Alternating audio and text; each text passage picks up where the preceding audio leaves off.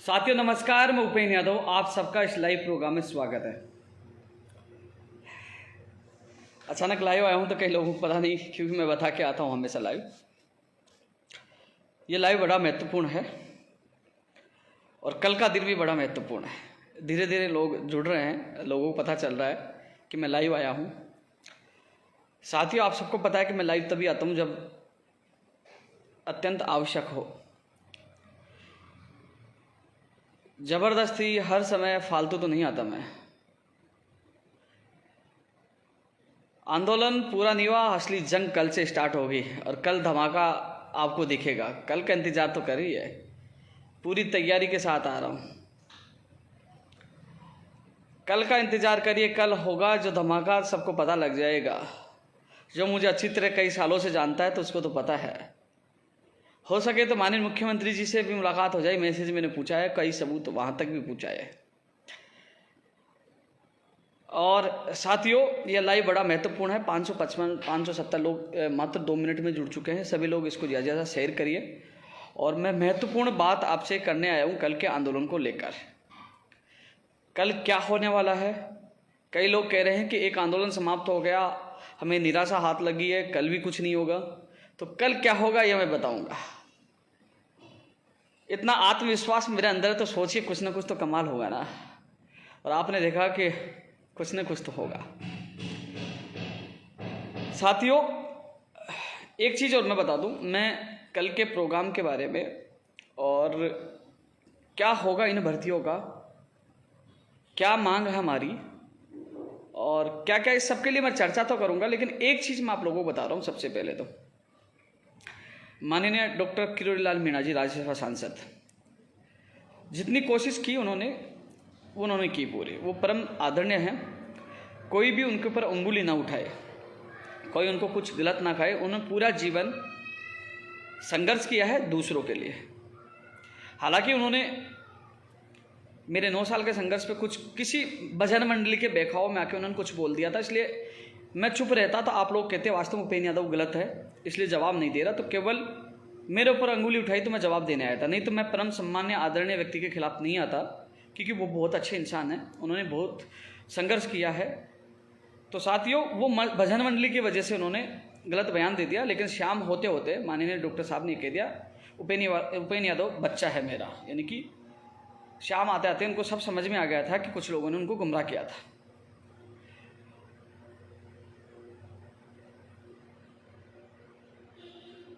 वो पता लग जाएगा कल, जो सारी चीज़ें सामने आएंगे ना। जो आज कुछ लोग कमेंट कर रहे हैं, और इस स्पेशल मैं उन लोगों को कहना चाहूँ, कमेंट करें, कल जब सच्चाई से सारी चीज़ें सामने आएंगी ना, इनका तरीका बदल जाएंगे। ये कहेंगे यार क्या कमाल कर दिया, क्या है। कल आप ये लोग बोलोगे, रुको इंतज़ार करो कल का इंतज़ार करिए। एक चीज़ और कह रहा था मैं आप सबको साथियों, विशेषकर मीणा समाज के लोगों को। 2012 और 13 शिक्षक भर्ती, आज तक मीणा समाज के लोग मेरे से काफ़ी जुड़े हैं। जहाँ आरक्षण का मामला इतना साथ दिया, काफ़ी लोग संघर्ष किया मैंने, और वो नौकरी कर रहे हैं। लेकिन बाबा को मैं केवल जवाब इसलिए देने आया था, कुछ लोगों ने उनको गुमराह किया था, सच्चाई पहुँचे। लेकिन कल मीणा समाज के लोग मेरी सोशल मीडिया के अभी भी कई लोगों ने मुझे बहुत गालियाँ दी, बहुत कुछ बोला। गालियाँ देने थे, अशब्द बोलने थे, आप बाबा जी की इमेज को डैमेज कर रहे हो। बाबा अच्छे और संघर्षशील व्यक्ति है, इससे गलत मैसेज आपका नहीं बाबा का भी जा रहा है। क्योंकि सब लोग कमेंट पढ़ते हैं, जहाँ पीछे मीणा या आपकी जाति गोत्र लिखा रहा है तो सब समझते कौन कह रहा है। इसलिए उस सम्मानीय व्यक्ति, आदरणीय व्यक्ति की इमेज मत गिराइए आप कमेंट करके उल्टा बोल के। कुछ नहीं होगा। उपेन्द्र यादव ना खत्म हुआ था ना होगा। यह सीना ठोक के लड़ता, किसी के बाप से डरता नहीं है। लेकिन मैं सम्मानीय व्यक्ति का, डॉक्टर साहब का मैं सम्मान करता हूँ। तो आप जितना उल्टा कमेंट करके मुझे गाली दोगे, उतना ही डॉक्टर साहब को भी टैक्स पहुँचेगी। इसलिए ये हरकतें करना बंद कर दीजिए। मैं हमेशा मीणा समाज की इज्जत की, आगे भी करता रहूँगा। मेरे बहुत दोस्त हैं, और उनको पता है कि मैंने कितना साथ दिया था, वो भी जानते हैं, और आज भी दोस्त है। इसलिए कभी भी किसी सम्मानीय व्यक्ति को टैक्स मत पूछाइए। आपको लग रहा है कि मैंने उनको जवाब दिया, जवाब नहीं देता तो शायद मैं गलत साबित हो जाता। सच और सच्चाई लाना जरूरी था, क्योंकि बाबा को गुमराह किया गया था भजन मंडली के द्वारा। ये चीज़ें तो हो गई। अब एक चीज़ बता दूं, मेडिकल विभाग की जो रेडियोग्राफर, लैब टेक्नीशियन और ईसीजी के ज्वाइनिंग आदेश होने थे, वो अभ्यर्थी मुझे मैसेज कर रहे हैं। आपको घबराने की आवश्यकता नहीं है। जो उस दिन सीएमओ में मीटिंग की थी, अधिकारियों ने लापरवाही की है, उनकी क्लास अब लग जाएगी। हो सके तो आज और कल कभी भी, क्योंकि मैंने मैसेज छोड़ा है, जो एसआई रीट और जैन भर्ती को लेकर माननीय मुख्यमंत्री जी से मेरी मुलाकात हो सकती है। उस मुलाकात के दौरान चाहे प्रयोगशाला सहायक हो, चाहे 2012 भर्ती हो, चाहे आपकी मेडिकल की भर्तियाँ हो, चाहे वो 14% स्कूल व्याख्याता हो, जो तमाम जो मुद्दे हैं, चाहे पंचायत राज एलडीसी हो, वो माननीय मुख्यमंत्री जी के सामने मैं रखूंगा तमाम मुद्दों को लेकर जो हमारे समझौते हुए। मुलाकात होने की पूरी संभावना आज और कल में कभी मुलाकात हो सकती है।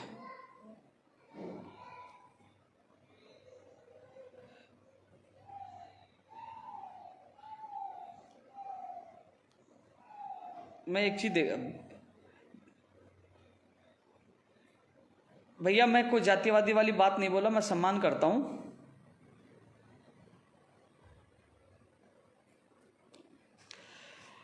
पूरा राजस्थान गवाह है। एक चीज और बता रहा था साथियों, कल सुबह 10 बजे शहीद स्मारक आप सभी को पहुंचना है। साथियों, कल की मैं घटना बता दूं। कल पवन कुमार शर्मा जो 6 अभ्यर्थियों में शामिल है, भाबरू पाउटा के पास उनका निवासी है। पवन कुमार शर्मा वो व्यक्ति है जिन्होंने नीमराना कमला देवी जो मांडल में परीक्षा केंद्र, उन्होंने आवाज उठाई कि परीक्षा का पेपर लेट क्यों पूछा और ओमार सीट क्यों बनाई जा रही है, नकल क्यों करवाई जा रही है। साथियों, उनके खिलाफ मुकदमा दर्ज किया राजकार्यवाद का। साथियों, कल मेरी जब बात हुई, उनकी माताजी, उनके पिताजी, उनकी माताजी रोने लग गई और उस लड़के की मानसिक स्थिति खराब है इस समय, वो डिप्रेशन में है। उनकी माताजी फूट फूट के रोने लग गई, बेटा मेरे बच्चे को बचा लो। साथियों, इतना दुख हुआ। मैंने उनके परिजनों को बुलाया है कल। क्या उनकी गलती थी कि प्रदेश के तमाम बेरोजगारों की आवाज उस व्यक्ति ने बुलंद की, आज उसके राज कार्य का मुकदमा दर्ज करके उसका भविष्य खराब कर दिया और वो अवसाद में उनके माता पिता रो रहे हैं। मेरे फोन में, क्योंकि मुझे पता है काफी लोग गाली गलौज कहते हैं, ऑटोमेटिक जो रिकॉर्डिंग है वो रिकॉर्डिंग है, लेकिन मैं किसी भावनाओं को टेस्ट नहीं पूछा सकता, इसलिए मैंने वो वायरल नहीं की। लेकिन वो माता, अरे आपकी माता, उनकी माता मेरी माता समान है, वो रो रही थी कि मेरे बच्चे को बचा लो, अवसाद में है, उनका करियर खराब कर दिया, 2 बच्चियां भी है। क्या साथियों, उनका मुकदमा वापस नहीं होना चाहिए? क्या वो आतंकवादी है? साथियों, उनका मुकदमा वापस होना चाहिए। इसके लिए कल हम जी जान लगाएंगे। उस माँ के आंसू हम सबको मिलकर रोकने होंगे। उस माता पिता के आंसुओं का हम लोगों को जवाब लेना होगा, उनके मुकदमे हटाने का। मैंने वादा किया, मैं आपका बेटा हूं। पवन नहीं, उपेंद्र यादव भी आपका बेटा है, वो न्याय दिलाएगा। इसलिए साथियों, कंप्यूटर भर्ती वाले कमेंट आ रहे हैं, भाई मैं तुम्हारा साथ दूंगा पूरा। जो लोग कमेंट करते रहे, तुम्हारी बोलती मैं बंद काम करके दूंगा, कोई फर्क नहीं पड़ता, न डरता। कई लोगों के फोन आ रहे हैं कि ट्विटर पे कई लोगों ने गलत कमेंट किया किसी के बेखौफ से, मैंने उनको ब्लॉक करवा दिया, तो कह रहे भाई साहब प्लीज हमें ब्लॉक से अनब्लॉक कर दीजिए क्योंकि राजस्थान के लाखों लोग मेरे साथ हैं और जो बेवकूफ़ है ना, जो अराजक तत्व है, उनका काम यह है कि वो सवाल उठाए। साथियों, कल आप सभी को ज़्यादा संख्या में सुबह 10 बजे शहीद स्मारक पहुंचना है। मैं वहां सबसे पहले पहुंच जाऊंगा। अब आप सबसे अभी 1900 लोग देख रहे हैं, ज्यादा शेयर करिए। मैं एक चीज़ बता दूं आपको, धरना वहां चला 30, 1, 2, 3। शिक्षा मंत्री जी का क्या बयान आया कि यह धरना बीजेपी वालों का है। क्या कहा? यह धरना बीजेपी वालों का है। तो वहां बेरोजगार बैठे थे, उनकी मेहनत का क्या हुआ? वो धरना तो बीजेपी वालों को बता दिया मंत्री जी ने। यदि मैं भी वहां बैठ जाता तो यही कहते ये तो धरना बीजेपी का है। अब समझ में आया क्या आप लोगों के उपेंद्र यादव क्यों नहीं गया? उपेंद्र यादव कल सवाल पूछेगा शिक्षा मंत्री गोविंद सिंह डोटासरा जी से, आप बता दीजिए धरना किसका है, ये बेरोजगारों का, आप जवाब दीजिए। कल पूछूंगा यह सवाल। आपने कल तो कह दिया कि वो बीजेपी वालों का है, अब आप 5 तारीख को बताइए वो धरना किसका है। मैं भी वहां जाता तो यही कहते ये तो बीजेपी वालों का धरना है। और सबसे बड़ी बात, उस भजन मंडली के साथ बुरा हुआ, बाबा ने तो धरना स्थगित चले गए और जो लंबी लंबी फेंक रहे थे कि जान दे देंगे, ये कर देंगे, ये कर देंगे। भाई तुम क्यों भगे? बाबा क्या तुम तो बैठे रहते, दम होता तो, लेकिन तुम पतली गले से निकल गए कि दम नहीं था तुम में। दम हम दिखाएंगे, दम क्या होता है। गुमराह करने से कुछ नहीं होगा। आप लोगों ने क्या गुमराह किया, वहां फोटो खिंचवा कर क्या हम उपेंद्र यादव के पास गए, हमने एक व्यक्ति ने फोन नहीं किया मुझे कि धरना स्थल पे ये जो फेंक रहे थे ना लंबी लंबी, क्योंकि उनकी दुकान बंद हो जाती मैं आता था, लेकिन मैं इसलिए नहीं आया इनके पास क्योंकि बेईमान लोगों के बीच में मैं नहीं जाता। बाबा की मैं इज्जत करता हूँ, लेकिन इन बाबा के साथ जो भजन मंडली वो चोर थी, इसके पास मैं आना नहीं चाहता, इसलिए नहीं गया। और मैं वहां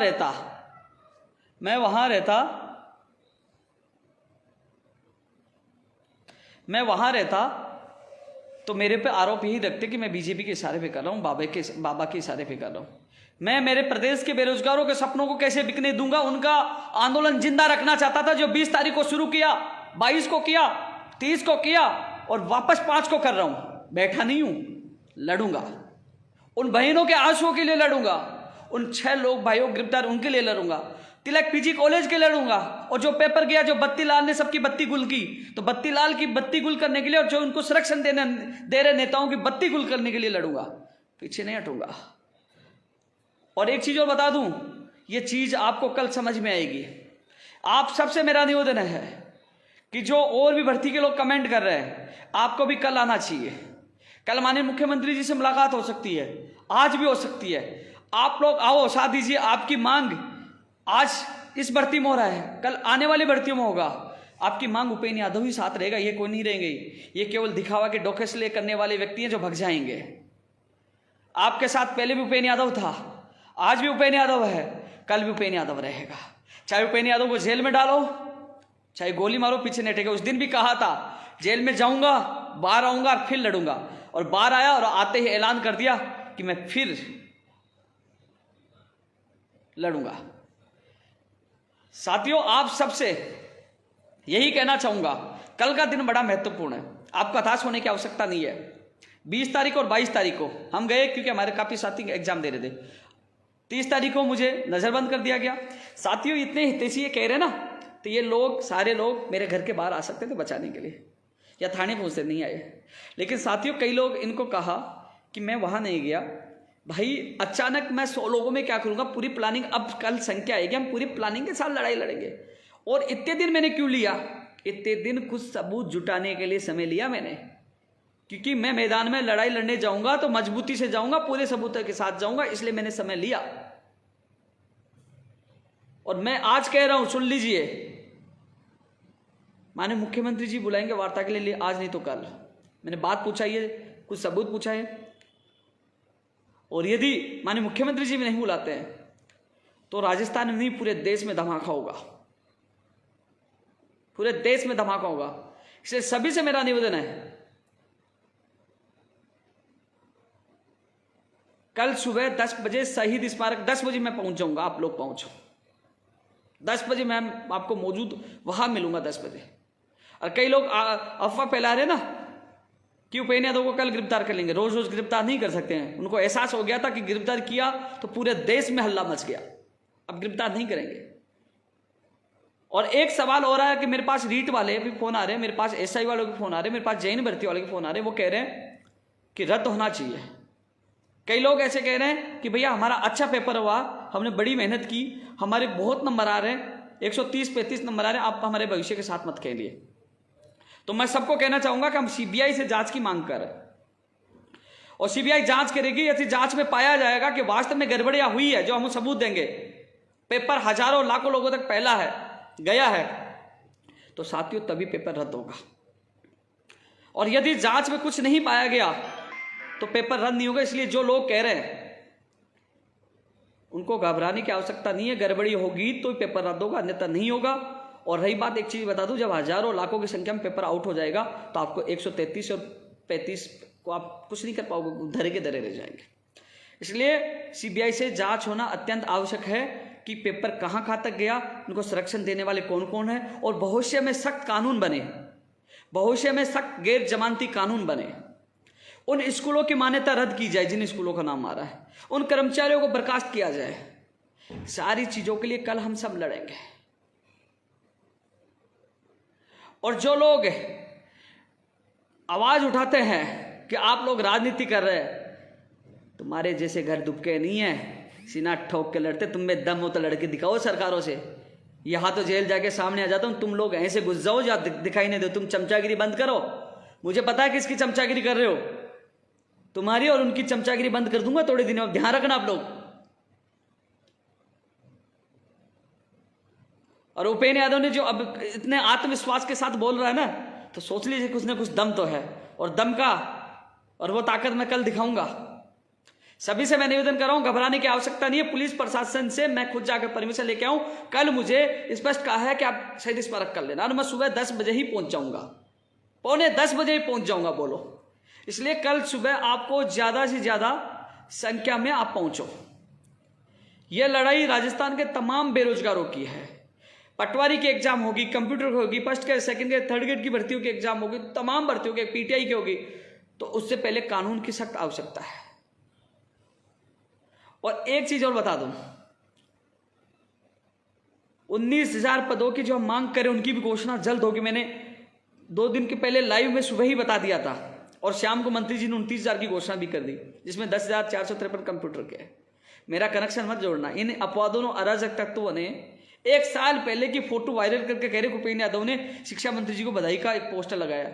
उनको आप उनके हेयर स्टाइल, आज के हेयर स्टाइल तो देख लीजिए। वो पोस्टर मैंने नहीं लगाया, वो पोस्टर सेकंड ग्रेड भर्ती 2018 के जो 9,000 पदों की ज्वाइनिंग आदेश हुए थे, तो उन अभ्यर्थियों ने मेरा भी धन्यवाद दिया था, मेरी फोटो थी, और मंत्री जी को धन्यवाद देके वो पोस्टर लगा के आए थे उनके घर पर, और उस फोटो को वायरल करके कह रहे थे देख मिले हुए।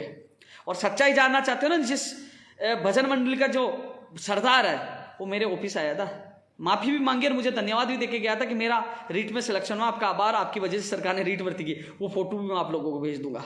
जो सुबह मुझे गाली देता है और शाम को मेरे ऑफिस आके माफी मांगता है, वो फोटो आपके सामने आ जाएगी। सच्चाई आपको पता लग जाएगी कि ये कितने बड़े धोखेबाज हैं। जल्दी मैं ट्वीट कर दूंगा वो फोटो भी। सत्य को कोई पराजित नहीं कर सकता। सही कहा, सही कहा मेरे भाई। सही बात आपने देखा होगा। साथ ही इस आंदोलन को जिंदा रखने के लिए, आपके सपनों को जिंदा रखने के लिए मैं हर रणनीति से काम कर रहा हूं। 2 मिनट में हमारा आंदोलन खत्म हो जाता बीजेपी का बताकर। आप लोगों को अब समझ में आ गया होगा कि मंत्री जी ने क्या बयान दिया, ये तो बीजेपी का आंदोलन है। जबकि वो 3-4 दिन से जो बेरोजगार बैठे थे, उनकी मेहनत का क्या हुआ सोचिए आप। उनको भी बीजेपी का बना दिया। मैं बैठा रहता तो मुझे बीजेपी का बना देते। अरे कल कह तो सकेंगे, आप बताइए ये बेरोजगारों का आंदोलन है, अब जवाब दीजिए। दूसरी बात, सही रणनीति से, प्लानिंग से जीता जा सकता है। मैं बाबा के खिलाफ आज भी नहीं, सम्मान आज भी करता हूं, कल भी करता रहूंगा, लेकिन सही रणनीति से। यार ये लोग क्या करते हैं, इनके पास ये क्या हुआ कि बाबा आ गए, बाबा के साथ लोग थे, और ये भी वहां फोटो वीडियो बनाने में इनका थोड़ा टाइम पास हो गया। इसमें दम होता तो करते, बाबा के जाने के बाद इनमें दम होता बैठते। वहां 50 लोग बचे थे जब बाबा अंतिम समय थे, वहां 50 लोग बैठे थे। आंदोलन 50 से नहीं होता है। सत्य में विजयते। इसलिए तमाम साथियों से हैं, 2400 लोग अब लाइव देख रहे हैं, उनसे मेरा निवेदन है आप इसको ज़्यादा ज़्यादा शेयर करिए, फेसबुक, व्हाट्सएप, सब जगह करिए। और लड़ाई बड़ी महत्वपूर्ण है, और इस लड़ाई को हम सब मिलकर जीतेंगे, सब मिलकर जीतेंगे, और कल अच्छा होगा। लोग कह रहे हैं पोस्ट बढ़ाने की मांग। भैया नई भर्ती की भी घोषणा कराना है। कई लोग अभ्यर्थी हैं जो तैयारी कर रहे हैं, उनका भला करना मुझे, और आप पोस्ट बढ़ाने की मांग कर रहे हो, तो एक बार जांच होगी। जांच में ये लगता है भर्ती रद्द हो गई तो जांच में फिर पोस्ट बढ़ाने की कैसी मांग कर लूँ मैं। और यदि जांच में, हाँ एक चीज़ जरूर कर सकता हूँ मैं कि जांच में जब मान लो कुछ गड़बड़ी नहीं होती, तब मैं उस शर्त में आपकी बढ़ाने की मांग कर सकता हूँ। पहले नहीं कर सकता। भैया पहले जांच में कुछ गड़बड़ी रद्द होगी तो फिर कैसे बढ़ेगी। मैं दोगला स्टैंड नहीं ले सकता भी। तो एक भाई संदीप कुमार जी, आप कह रहे हो ना भैया 2012 में आप टीचर बने थे, आपको पता है नेहरू गार्डन में आप रोते हुए आते थे, उपेंद्र यादव भी साथ था। राजनीति नहीं, मुझे पता चमचागिरी किसकी कर रहा, पता है मुझे। इतनी भी चमचागिरी मत कर भाई। उस समय रोता था, ये भाई ज्वाइनिंग दिलाने वाला है, क्योंकि इसलिए बोल रहा है कि आप अपने व्यक्ति को बचाना चाह रहा है। मैं जानता हूँ वो सबका, मैं टेंशन मत करो आप। और प्रदेश के लाखों लोग मुझसे जुड़े हुए ना, इसलिए लोग घबराए, इसलिए तो घबरा गए कि यूथ उपेंद्र यादव के साथ है। 9 साल संघर्ष किया है, जेल गया, लाठियां खाई, कभी पीछे नहीं हटा। और इतने लोग क्या बोले, इनकी प्लानिंग थी बोलोगे, और इतनी पुलिस प्लानिंग करके आएगी। वाह यार, इतना बड़ा हो गया कि मैं प्लानिंग करके पुलिस कहूँगा गिरफ्तार कर लो। वाह यार, इसके मतलब मैं बीजेपी सरकार में जब गिरफ्तार होता भी मैं प्लानिंग से गिरफ्तार होता था, और ये गिरफ्तार हो तो प्लानिंग नहीं होती। यार कितना बेवकूफ़ बनाती है लोग। और सच्चाई आप लोगों के सामने आगे कैसे बग गए, बाबा के जाते ये लोग कैसे बग गए। क्यों धरने पे नहीं बैठे आर पार की लड़ाई करने वाले, दम नहीं है इनमें। ये पहले स्कूल व्याख्याता भर्ती में भी उनके साथ खिलवाड़ किया, जो लोग तैयारी कर रहे थे उनको धरने में बिठा दिया, फिर लास्ट में रात को समझौता करके आ गए थे। ऐसे लोगों को बेखौफ नहीं आए आप लोग कि सच्चाई का जो साथ देने वाला पहचानो। सभी साथियों से मैं निवेदन करना चाहूँगा कि जो हम पेपर लीक की सीबीआई से जांच मांग कर रहे हैं, डमी अभ्यर्थी की भी मांग कर रहे हैं, जो खुला पेपर है उसकी मांग कर रहे हैं, 6 लोगों मुकदमे दर्ज उनको न्याय मिले, सख्त कानून, तमाम मांगों को लिए कर रहे हैं। और मैं पहली मांग मेरी इसके एसआई भर्ती और रीट को लेकर ही थी। कई लोग कह रहे रीट का मामला दबेगा, रीट का मामला नहीं दबने दूंगा, एसआई का भी नहीं दबने दूंगा, कि एसआई वाले कह रहे रीट की वजह नहीं, मामले दोनों समान है मेरे लिए, दोनों का मामला उठेगा। लेकिन जो जेएन भर्ती के अभ्यर्थी कह रहे हैं कि कम से कम हमारी जांच की मांग तो कर दीजिए, तो जेएन भर्ती के अभ्यर्थी हाँ मैं तुम्हारी जांच की मांग करूंगा। कई लोग कह रहे हैं कि हमारे साथ गलत होगा। भैया जांच से किसी को गलत नहीं होगा, जांच में दूध का दूध और पानी का पानी हो जाएगा। जो गलत होगा तो वो रद्द होगी और नहीं होगा तो नहीं होगी, इसलिए घबराने की आवश्यकता नहीं, जांच में किसी को नुकसान नहीं। तो जेएन भर्ती एसआई और रीट की सीबीआई से जांच हो, और सख्त चीज़ों के लिए, सब चीज़ों के लिए हम सब मेहनत कर रहे हैं। आप सभी से निवेदन करूंगा कि ये लड़ाई बड़ी महत्वपूर्ण है और इस लड़ाई को हम जीतेंगे, लेकिन इसकी गूंज पूरे देश तक होगी, क्योंकि सच्चाई के आधार पर लड़ाई लड़ी गई, उसको कोई भी हरा नहीं सकता। हालांकि एक चीज़ और बता दूं, कई चीज़ें मेरे पास ऐसी हैं वो समय आने पर मैं लेके आऊँगा। और आप सबसे मेरा निवेदन यही है, सब सुबह 10 बजे शहीद स्मारक ज़्यादा से ज़्यादा संख्या में आप पहुँचो। और जो लंबित भर्ती वाले हैं, जो नई भर्ती वाले हैं, आप घबराए नहीं। जो आपकी भर्तियों के लिए सरकार से समझौता किया था, माननीय मुख्यमंत्री जी से मुलाकात होगी तो वो समझौते की मांगों को याद दिलाऊंगा और आपकी बात मजबूती से रखूंगा।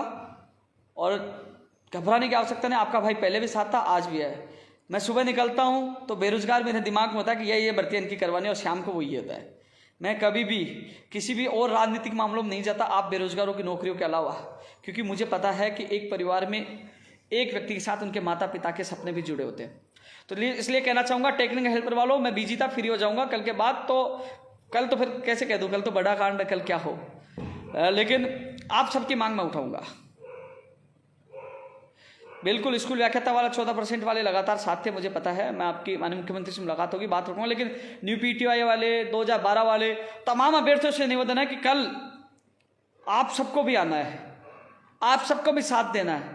मेरे प्रदेश के युवाओं के सपनों को बचाना है, फर्जीवाड़े के खिलाफ कानून बनाना है, उन बहनों के आंसुओं को बदला लेना है, और उन 6 अभ्यर्थियों के मुकदमे हटवाने हैं, जिनकी मान्यता रद्द करवाने और बर्खास्त करवाना है लिप्त कर्मचारियों को। और इतने बड़ी चीज है कि हम सब मिलकर इस लड़ाई को लड़ेंगे और जीतेंगे। इसलिए सभी से मेरा निवेदन है, कल सभी लोग, क्योंकि कल आप लोग आओगे तो आपकी मांग भी जब माननीय मुख्यमंत्री से मिलूंगा तो मैं उठाऊंगा, उठाता आया हूं। कई लोगों को न्याय मिला, आपको भी न्याय मिलेगा। इसलिए सभी से मेरा निवेदन है, इस मेरे लाइव को ज्यादा से ज्यादा सब जगह शेयर करिए। और कल सुबह 10 बजे शहीद स्मारक पोलो विक्ट्री यानी सिंधी कैंप गवर्नमेंट हॉस्टल के पास वही स्थान है जहां 20 और 22 तारीख को इकट्ठे होते हैं, और वहां से बड़ा आंदोलन होगा। आप लोग पूछिए, मैं 9:45 बजे पूछ जाऊंगा। जो लोग गलतफहमियां कर रहे हैं कि आपको सुबह गिरफ्तार कर लेंगे, कोई गिरफ्तार नहीं होंगे। खुद पुलिस प्रशासन से मिलकर मैं परमिशन लेके आऊंगी, पहले वाली हरकत नहीं होनी चाहिए। उन्होंने कहा कि आप शांतिपूर्वक कर सकते हो, तो हम शांतिपूर्वक कल हमारा आंदोलन करेंगे। इसलिए सभी लोगों से मेरा निवेदन है, कल का दिन, क्योंकि बार 3-4 दिन चले, संख्या आपकी थी नहीं, कल का दिन आप लोगों के लिए महत्वपूर्ण है। कल जितनी ताकत दिखानी है, जितनी लड़ूंगा मैं, तुम तो साथ रहो, जितनी ताकत दिखानी है आप ताकत के साथ पूछिए। यह लड़ाई हम जीतेंगे, यह लड़ाई हमने शुरू की थी और जीत के साथ खत्म भी हम करेंगे। हम भागेंगे नहीं, हम डरेंगे नहीं, क्योंकि सरकार तक बात भी पूछेगी, सरकार को हमारी मांगे भी सुननी पड़ेंगी। आप देख लीजिए, इसका परिणाम आपको कल पता लग जाएगा। आपसे मैं ये निवेदन करूंगा लास्ट में, जहां पेपर के जो सील खुली है वो भी हम शिकायत करेंगे कि जहां पेपर जो केंद्र अधीक्षक इंडोन वाले ने दी है, वो लेटर दिया है, साफ लिखा, वो भी मुझे पता है, सारी चीजें मुझे पता है। जिन अभ्यर्थियों के पास जो सबूत है वो लेके जरूर पूछें। सभी भाइयों से और सभी बहनों से मेरा निवेदन है कि कल का आंदोलन शुद्ध पीड़ित बेरोजगारों का है। कल शिक्षा मंत्री गोविंद सिंह डोटासरा जी से पहुंचेंगे कि ये आंदोलन बता दीजिए, ये बीजेपी का थोड़ी है, ये शुद्ध बेरोजगारों का, आप जवाब दीजिए। अब उनके पास कोई बहाना नहीं होगा, क्योंकि ये पीड़ित बेरोजगारों का होगा। पहले तो आपने जहां बेरोजगार बैठे उनके लिए कह दिया कि वो आंदोलन तो बीजेपी का था, लेकिन कल शुद्ध बेरोजगारों का आंदोलन है, उसको दबा नहीं पाओगे, उनके पास कोई बहाना नहीं होगा। साथियों, इसलिए आप सबसे मेरा निवेदन है, कल का दिन बड़ा महत्वपूर्ण है, आप सब लोग